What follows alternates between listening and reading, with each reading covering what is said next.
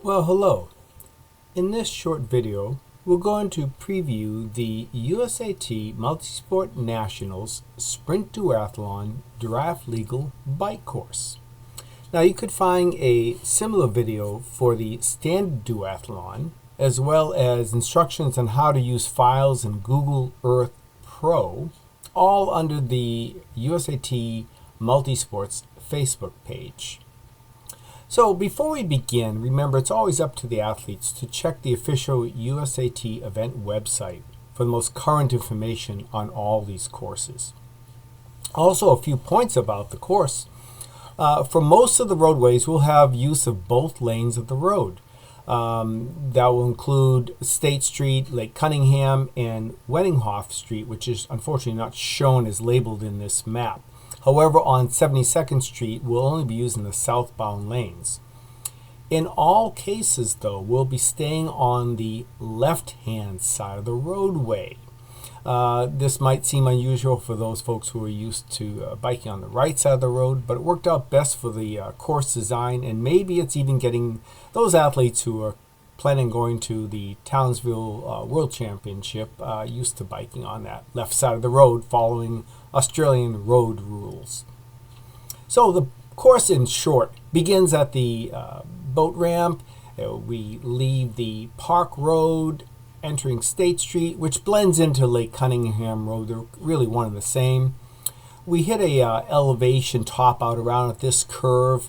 Then we turn on to 72nd Street, back down 72nd Street onto Lake Cunningham Road, blending into the state, and then turning on to Weddinghoff Road, turning down at Craig Street, back up Weddinghoff, and onto State for a short section before we turn right back into the park, down to the transition area for the second loop of the 20K course total.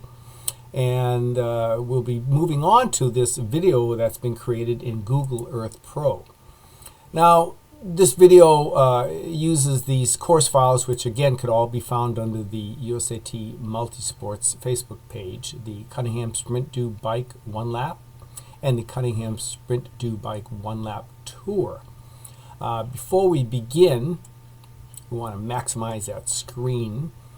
Make sure that you've set the date to the current date using the slider at the upper left-hand corner. That gets us to the most recent imagery, which looks like it was in February of 2024.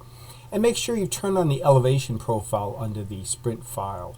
That allows you to see the elevation, gradient, and distance as you move your mouse cursor along that bottom window. All right, so we're going to go into that Cunningham Sprint Tour file. That's the one with the little video.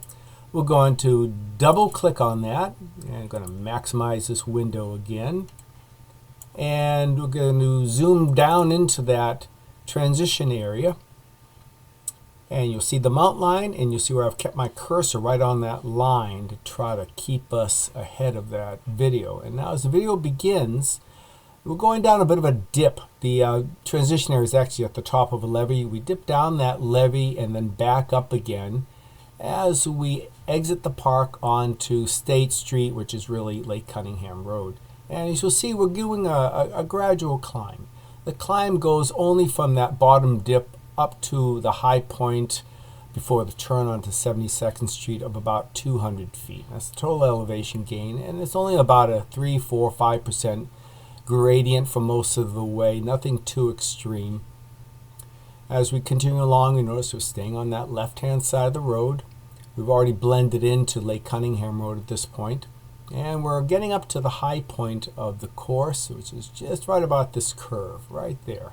And then we're going to be shortly making the turn on to 72nd Street. And we're turning on to 72nd, staying on that left-hand side of the southbound lane, and turning at Rainwood. Back down Rain and back down 72nd Street, and we'll do a little bit of a dip down here, and then back up again, and moving back up onto Lake Cunningham Road and hitting just about there, that high point, before we begin that gradual descent down Lake Cunningham, all the way down again, 3, 4, 5% gradient. A little bit of a rollies. Slowly blending into State Street. And as we continue down, we're going to be making the turn onto Wenninghoff Road. And again, I'm trying to keep up with the cursor here. And making that turn onto Wenninghoff Road. Wenninghoff Road, we continue down the left-hand side for a short rolly distance. Turning around at Craig Street intersection. Now I've used the roundabout here as the turnaround, though I don't know for sure that's where we'll be using that turn, but it will be at the Craig Street intersection. Continue back up Wenninghoff and continue on to that short stretch of State Street before we make the short turn into the park. Down into the park, that little dip, back up out of the dip, up to the boat ramp, where at this point you'll be continuing on for your second loop of the 20K course. At the end of the 20K, you'll be dismounting and turning into the transition area. Well, I hope this has given you a helpful preview of the course, and I could say best of luck to all you racers.